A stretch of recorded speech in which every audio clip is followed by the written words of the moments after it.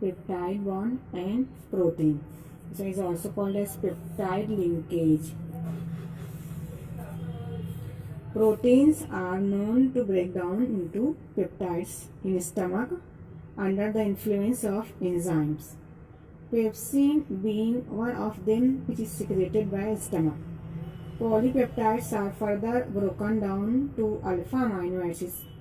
This implies that proteins are formed by connecting alpha amino acids to each other.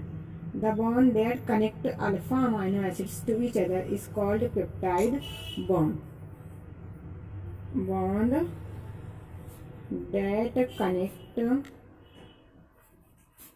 alpha amino acids to each other is called peptide bond or peptide linkage. देखने से with help of example first लेते हैं हम glycine. Formula of glycine is COOH again CH2 NH2. This one is glycine. जब glycine react होता है alanine से, formula क्या एलानाइन का COOH ईयर CH3 NH2. This one is और एलानाइन. जब इन दोनों में होता है hydrolysis by removal of water molecule, इन दोनों से वाटर मॉलिक्यूल रिमूव होता है, then they form peptide bond, then they form peptide linkage. Both are proteins. देखते हैं इसमें क्या होता है. ये removal of H2O molecule means your hydrogen for glycine and H2 for alanine. जब ये रिमूव होता है तो हम लगाते हैं -H2O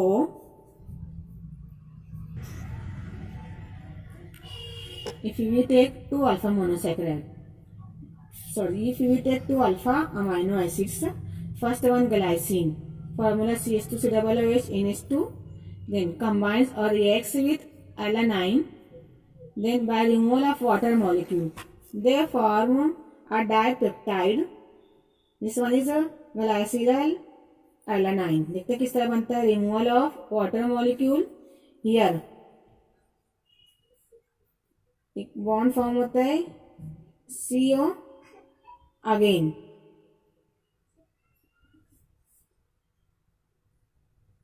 NH, then CH, then CH3 and COOH. Again here CH2 and then next one NH2. Hydrolysis होती है इसमें, या होता है यहाँ का 1 हाइड्रोजन और ये ऑक्सीजन रिमूव होता है by removal of water molecule. Then they form this type of bond. Then this bond is called as peptide bond and that particular linkage is called as peptide linkage. क्या form करेगा ये peptide bond. दो alpha amino acid है, removal of water molecule, they form glycyl alanine. 2 types था, यहाँ हो जाएगा die peptide. Next चीज ध्यान रखना है यहाँ पर, अगर when the number of alpha amino acids linked by peptide bonds is more than 10, then the product are called polypeptides. कब रहेंगे ये? जब इसमें रहेंगे alpha amino acid more than 10, तो वो कहलाएगा पॉलीपेप्टाइड्स.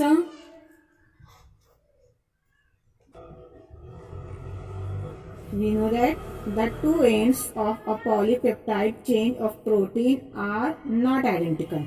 यह देखते हैं ये both end COOH है here NH2, दोनों end के आइडेंटिकल नहीं है. Therefore the end having free carboxyl group is called C terminal.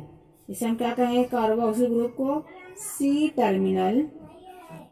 And again here while the other end having free amino group, here NH2 is nothing but our free amino group is called N terminal.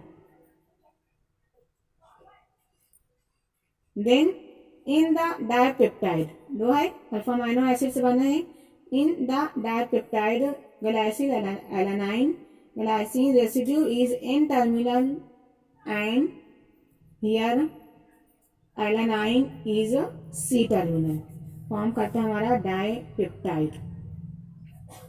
Next हम देखते हैं इसमें हम types of proteins. First type है इसकी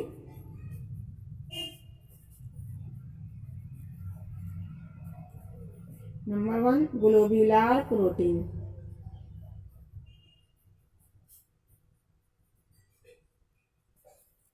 and second one fibrous protein.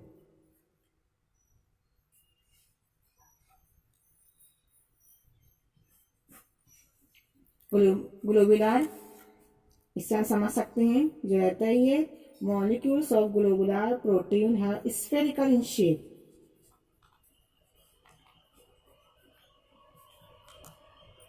And here fibrous protein का जो रहता है शेप और स्ट्रक्चर इज एलोंगेटेड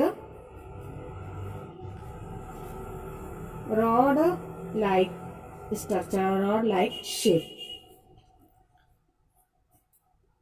जो रहता है ये इस पेप्टाइड चेंज के अराउंड में क्या होता है, कॉइल, इस तरह से कॉइल की शेप में इसके अराउंड पूरा घूम जाता है प्रोटीन के। Again this one is a soluble in water, ये क्या हो जाता है, ये insoluble in water fibrous protein.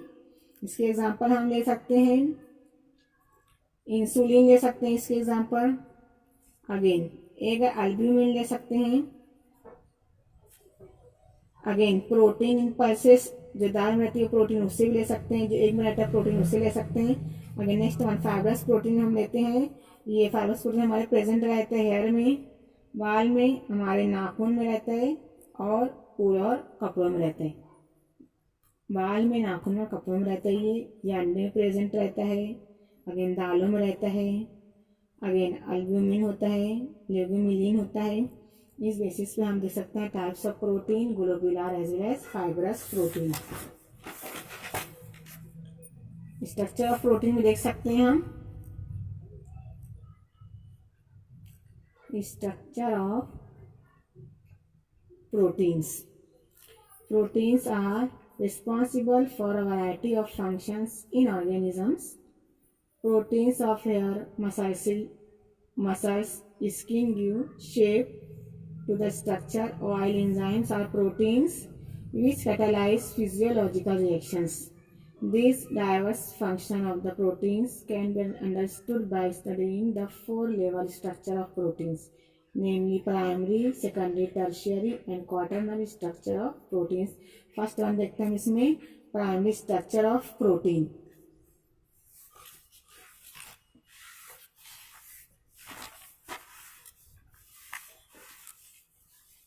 This one is our primary structure of protein. देखते हैं ये representation by structure of formula on the basis of primary structure of protein. इसलिए लेते हैं हम ये first, again this one second, again this one third, इस तरह से 1 2 3 और more combined होते हैं, then they form structure formula of protein. Again यहाँ देखते हैं ये कहाँ पर खत्म होता है, इसका एन हम कह सकते हैं इसे N terminal. Again here carboxyl group है, यहाँ डिनोट करते हैं हम सी टर्मिनल। अब इसी चीज़ का जो नाम है हम देखे थे प्रीवियस लेक्चर में 3 और 1 में। नंबर 1 अगर ऐसे लेते हैं हमारा ये क्या रहता है, एलानाइन रहता है ये, जैसे किससे डिनोट करेंगे हम ALA। अगेन ग्लाइसरॉल रहता है, किससे डिनोट करेंगे हम GLY। अगेन ACR तो हम इसे इस तरह से लिख सकते हैं। ये क्या हो जाएगा हमारा, here again N terminal C terminal, ये होता है फिगर, इसे हम कहेंगे representation with amino acids with symbols. 3 letter formula से हम इसे इजीली डिटेक्ट और डिनोट कर सकते हैं। नेक्स्ट हमारा डीनेचुरेशन ऑफ प्रोटीन्स।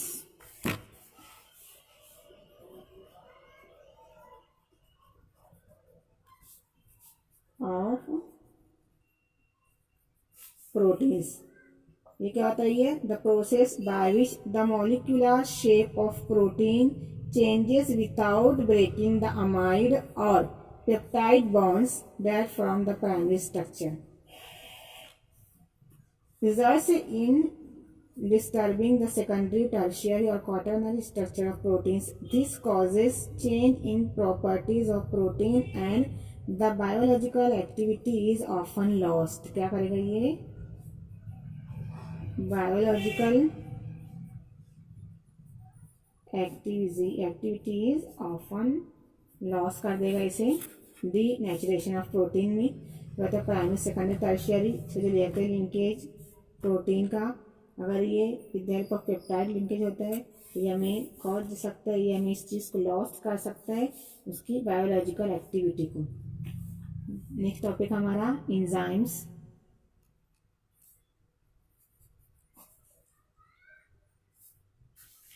हमें पता है बहुत सारी केमिकल रिएक्शन प्रोसीड होती है अंडर सम एंजाइम्स। अगर कुछ रिएक्शन एंजाइम के बेसिस पर एक्टिवेट होती है तो हमें वहाँ पर एंजाइम लेना कंपलसरी रहता है। इसमें देखते हैं हम एक एंजाइम में क्या होता है, ये इसका एक स्ट्रक्चर होता है। इस स्ट्रक्चर में हम देख सकते हैं एंजाइम में, this one is our enzyme catalysis होता है। फर्स्ट वन होता है हमारा सबस्ट्रेट, मीन्स हमारा रिएक्टेंट रिएक्ट करता है in presence of enzyme. Enzyme में क्या होता है, ये लॉक की सिस्टम रहता है, ये लॉक रहता है अगेन आवर सबस्ट्रेट इज की, इसमें एडजस्ट हो जाता है, लग जाता है लॉक। देन ये रहते साइड एंजाइम की, this side is called as active side.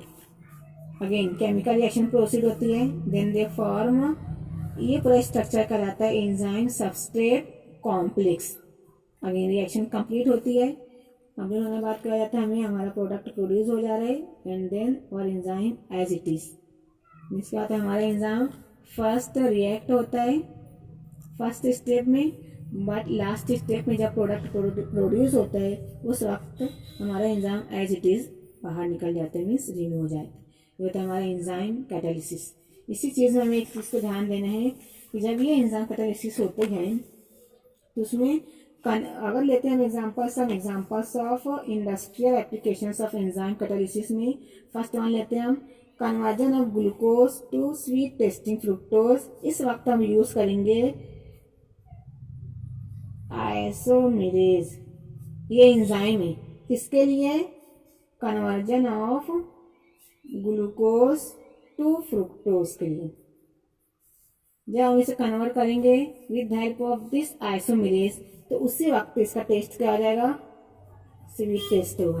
Next इसकी एग्जांपल हो सकती है मैन्युफैक्चर ऑफ न्यू एंटीबायोटिक्स के लिए। इस वक्त करेंगे using penicillin S G acylase. Again next one होता है मैन्युफैक्चर ऑफ लॉन्ड्री डिटर्जेंट्स। इसमें यूज करते हैं हम एंजाइम प्रोटीएजेस, किसमें, manufacturing of detergents. Then next one होता है ये manufacture of esters used in cosmetics. इसमें हम यूज करते हैं enzyme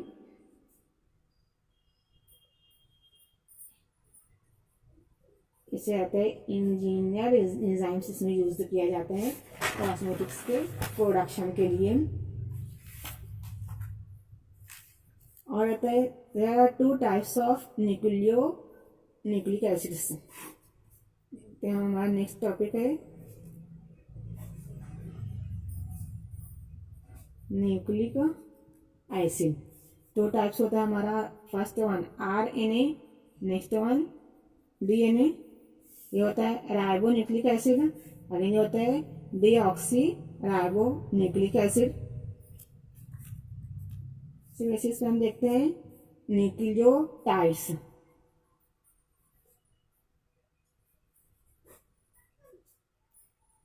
Nucleotide monomer consists of 3 components: a monosaccharide, a nitrogen containing base and a phosphate group. अब देखते हैं इसमें जो स्ट्रक्चर रहता है इसका आरएनए और डीएनए का। ये वो इसका structure, this one is RNA. इसे हम इस तरह से भी राइट कर सकते हैं। डीएनए स्ट्रक्चर में स्ट्रक्चर है sugar component of nucleic acids. Nucleic acids are unbranched polymers of repeating monomers called nucleotides. In other words, nucleic acids have a polynucleotide structure. DNA molecule contains several million nucleotides, while RNA molecule contains a few thousand. Several million इसमें रहता है, इसमें क्या रहता है, ये 1000 nucleotides रहते हैं। The nucleotides of both RNA and DNA contain 5 membered ring monosaccharides. 5 membered को हम क्या कहते थे, फ्यूरानोस कहते थे स्ट्रक्चर में। Therefore ये किसका स्ट्रक्चर होता है, ये similar to furanose structure. Then total 5 nitrogen containing bases are present in nucleic acids. 3 bases with 1 ring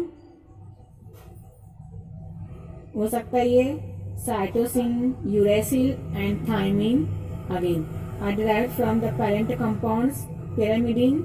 2 bases with 2 rings, adenine and guanine, are derived from the parent compound purine. Each base is designated by 1 letter symbol U in RNA while T occurs only in DNA. अब इस चीज को हम देखते हैं, bases in nucleic acids.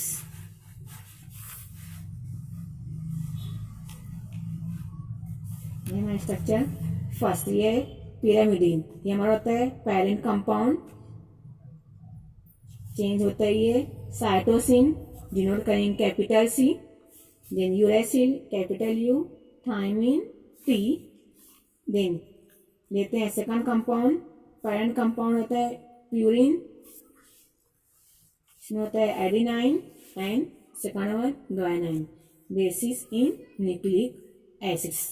A nucleoside is formed by joining the aromatic carbon of the furanose with nitrogen of a base while numbering the atoms in a nucleoside.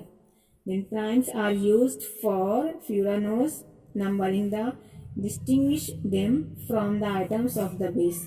With pyrimidine bases, the nitrogen atom at the one position bonds with the one carbon, होता है ये one carbon of the sugar with purine basis, the nitrogen atom at the 9th position, numbering देखते हैं यहाँ पर, ये क्या होता है 9th position, bonds with 1 prime carbon of the sugar, ये 1 होता है, ये 9 होता है। इसी बेसिस पे क्या होता है हमारा ये न्यूक्लियोसाइड। यहाँ पर इस चैप्टर हमारा क्लोज होता है। इसी चैप्टर की बेसिस पे आपको स्टडी करना है।